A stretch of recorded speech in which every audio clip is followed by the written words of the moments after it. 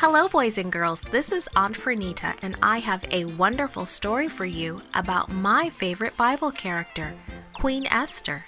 Today's story is called Esther Saves Her People. Today's memory verse is from Matthew chapter 18, verse 20. It says, "Where two or three come together in my name, there am I with them." The message for today's story is God hears us when we pray together. Do you pray with your family at home? Queen Esther prayed with her maids in the palace. Lots of other people were praying for her too.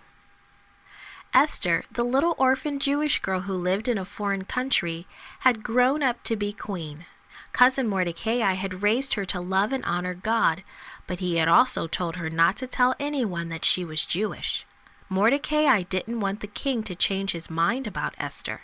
Because Cousin Mordecai worked in the palace, he could send Esther messages and advice, and Queen Esther was always glad to hear from him.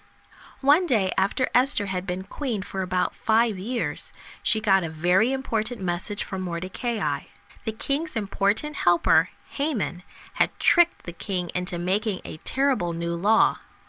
This new law said that on a certain date, the people of Persia could hurt all the Jewish people and take everything that they owned. "You must ask the king to save the lives of all your people," Mordecai said. Esther sent a message back to Mordecai. "I am afraid. The king has not asked to see me for more than a month, and I am not allowed to go to him." No one, not even the queen, was allowed to go into the king's inner court without being invited.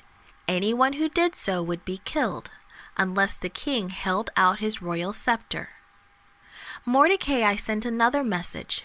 "Do not think that you will escape because you live in the king's house.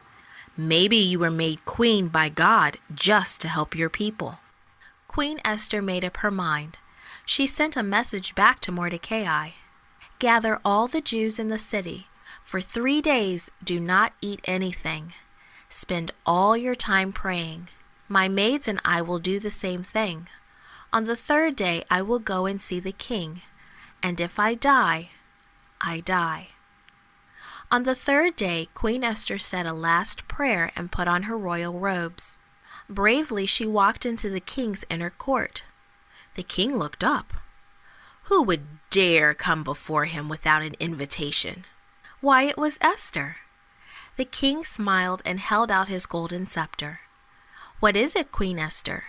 "Even up to half of my kingdom, it will be given to you," he said.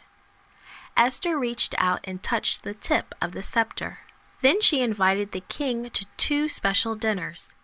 At the second dinner, she told the king that she was Jewish, and she asked him to change the terrible law that would hurt her and her people.